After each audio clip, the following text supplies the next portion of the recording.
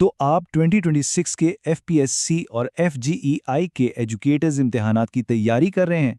ज़बरदस्त!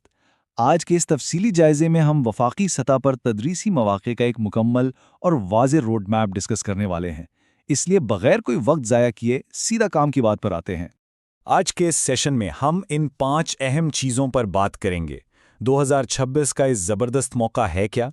इसके लिए अप्लाई कौन कर सकता है? सिलेबस को कैसे डिकोड करना है? मार्किंग और स्कोरिंग का क्या सीन है? और सबसे अहम, तैयारी की वो विनिंग स्ट्रैटेजी जो आपको कामयाब बनाएगी। चलें सबसे पहले अपने पहले पॉइंट यानी 2026 के शानदार तदरीसी मौके की तफसीलात देखते हैं कि आखिर ये इतना अहम क्यों है। ज़रा इन नंबर्स पर गौर करें। हम इस्लामाबाद मॉडल कॉलेजेस में बीपीएस 16 की परमानेंट सीट्स यानी सीनियर एलिमेंट्री टीचर्स की बात कर रहे हैं। ये कोई आम जॉब नहीं है। यहाँ मर्दों के लिए 98 और ख़वातीन के लिए 84 नशिस्तें मौजूद हैं। और अगर आपका ताल्लुक साइंस के मैदान से है यानी बायोलॉजी, बॉटनी या जूलॉजी, तो आपके लिए एक ख़ास कोटा है। मर्दों के लिए 14 और ख़वातीन के लिए 9 सीट्स। पूरे पाकिस्तान से लोग इन नशिस्तों के लिए मुकाबला कर रहे हैं, तो आप अंदाज़ा लगा सकते हैं कि कंपटीशन कितना टफ होने वाला है। अब बात करते हैं टाइमलाइन की। और सच्ची बात यह है कि वक्त बिल्कुल नहीं है। मार्च के शुरू में ही एप्लीकेशंस की डेडलाइन ख़त्म हो चुकी है और ज़राए बता रहे हैं कि वस्त अप्रैल में इम्तिहानात शुरू हो जाएंगे। मई तक तो सारा प्रोसेस ही क्लोज हो जाएगा। मतलब टाइम बहुत शॉर्ट है और एक्शन फ़ौरन लेना होगा। अब आते हैं दूसरे हिस्से की तरफ, अहलियत का मेयार।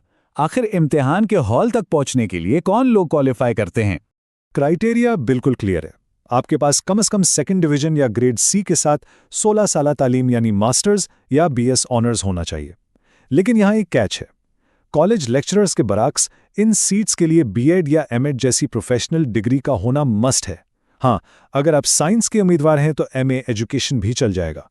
और याद रखें, उम्र की हद सख्ती से 20 से 33 साल के दरमियान होनी चाहिए। इसमें कोई रियायत नहीं है। तीसरा और सबसे ट्रिकी हिस्सा, सिलेबस को डिकोड करना, क्योंकि सारा गेम इसी पर डिपेंड करता है। अगर आप 2026 के एफपीएससी सीनियर एलिमेंट्री टीचर के नॉर्मल रोल के लिए अप्लाई कर रहे हैं, तो सिलेबस की डिवीज़न कुछ यूं है। आपका अपना मजमून 40% कवर करेगा और मजीद 40% हिस्सा पेडागॉजी यानी टीचिंग मेथड्स पर मुश्तमिल होगा। बाकी बचने वाला 20% इंग्लिश पर मुहित है। ये बड़ा बैलेंस स्ट्रक्चर है जो ये चेक करता है कि आपको अपना सब्जेक्ट कितना आता है और आप उसे पढ़ा कितने अच्छे तरीके से सकते हैं। लेकिन ठहरें, अगर आप मखसूस साइंस सब्जेक्ट्स जैसे बॉटनी, बायोलॉजी या जूलॉजी के उम्मीदवार हैं, तो गेम थोड़ी बदल जाती है। यहाँ आपके मुताल्लिका मजमून का वेटेज सीधा 50% पर चला जाता है, जिसका मतलब है कि पेडागॉजी कम होकर 30% रह जाएगी। इंग्लिश वही 20% पर फिक्स्ड है। तो साइंस वालों को अपने कोर सब्जेक्ट पर बहुत ज्यादा फोकस करना होगा।